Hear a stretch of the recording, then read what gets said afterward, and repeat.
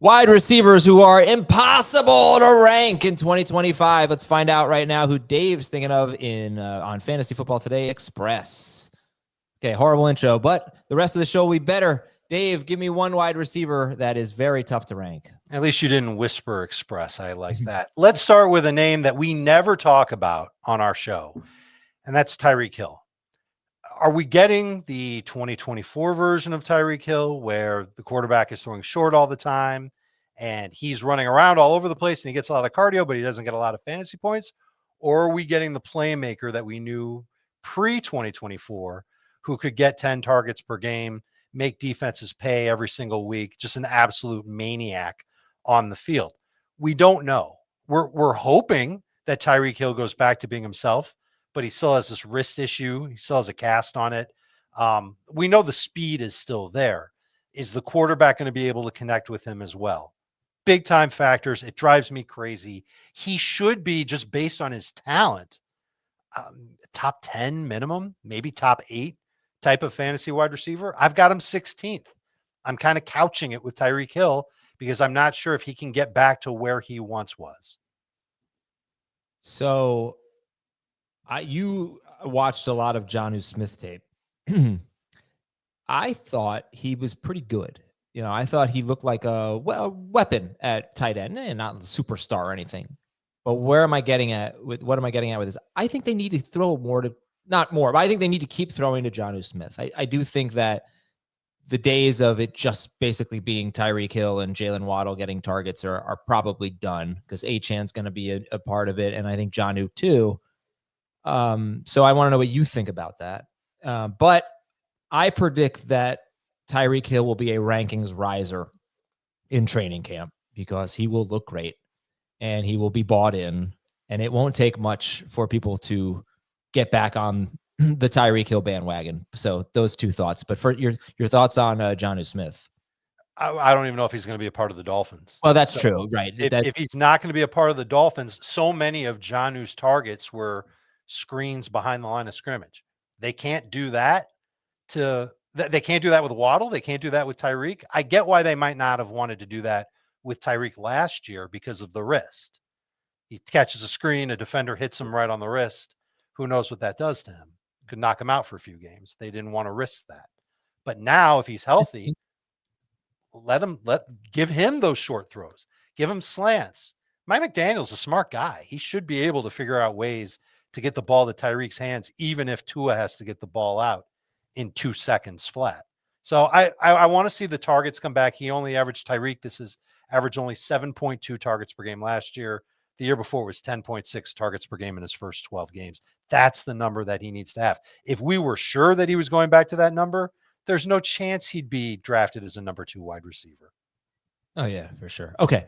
Second wide receiver that you find tough to rank. Chris Godwin is coming back from a pretty significant injury. We've seen this before with him where it takes him a while to get back going to where he can be effective. You can talk all you want about the coordinator change and the addition of Ibuka. I think, to me, just the health of Godwin and whether or not he's his old self when that happens is something that fantasy managers are going to have to guess on. I don't know if he's going to be himself week 1. I don't know if it's going to be until week 10.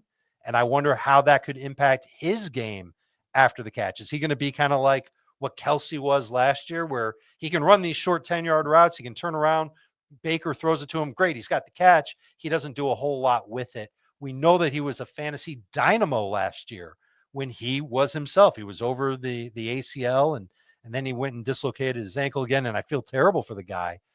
But the combination of all those factors I talked about, they're all important. But the biggest one is he the same guy that he was at the beginning of last season? And because we don't know that, I don't even rank him as a top 24 receiver. If he were healthy, I'd rank him ahead of Evans. He'd be my favorite Bucs wide receiver to draft, and he'd be in my top 20. But for now, I struggle with Chris Godwin. If he were healthy, there had been no injury last year, you could theoretically rank him in the top 10. Yeah, he was on pace to be wide receiver 3 on a per game basis.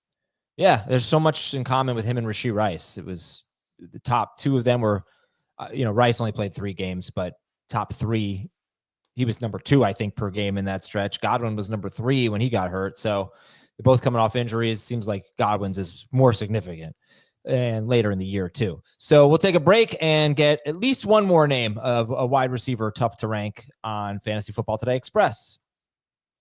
Okay, putting my thinking cap on, put my thinking glasses on. Oh, very nice. Who is Dave's next one? You actually look like this player, especially when this player gets mad.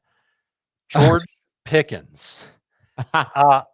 Big old bug eyes when he gets all upset. Listen, Pickens is going to be the number 2 guy in Dallas. He'll have some games where he outproduces CeeDee Lamb, of course.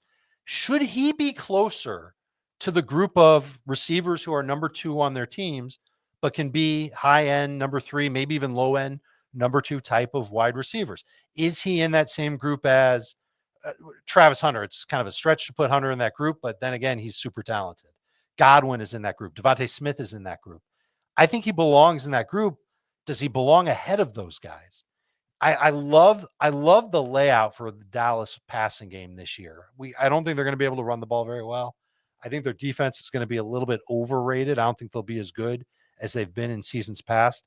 And we're coming off a year where Jalen Tolbert scored 7 touchdowns as the number 2 guy. And Pickens is a much better wide receiver than Jalen Tolbert.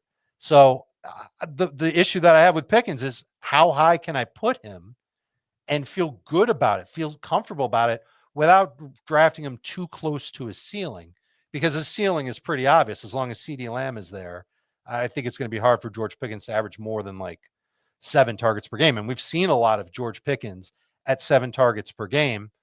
That being said, we haven't seen him 7 targets per game with Dak Prescott as his quarterback. And there will be some games where he gets 8, 9 targets per game. I've got him as a wide receiver 3 outside of my top 30, just barely. Maybe he should be inside that top 30.